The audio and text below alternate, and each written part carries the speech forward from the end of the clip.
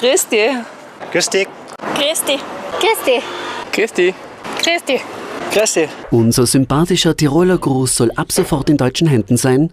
So nicht, meint die Tiroler Versicherung. Ja, die Tiroler Versicherung hat unter anderem schon mit Tirol TV 2004 eine Kampagne gemacht, Grüß die Tiroler. Also wir haben damals auch schon Grüß die T-Shirt gehabt, wir haben also Bücheln verteilt, über 100.000 in ganz Tirol, und damals war eigentlich der Sinn und Zweck, dass man die Leute darauf aufmerksam macht, dass sie wieder tirolerisch grüßen, also mit Grüß die.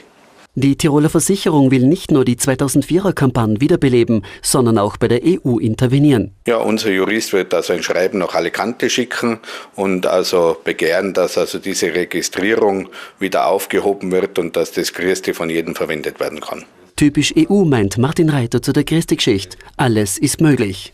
Der eine ist vielleicht gescheiter und glaubt, er kann also daraus Geld machen. Weil das Gleiche, wenn wir also Ciao oder Adieu oder Bonjour also schützen lassen würden und dann überall in Frankreich, in Italien und so weiter also die Hand zulangen und Geld kassieren für das, wenn es jemand verwendet, kann es aus unserer Sicht nicht sein.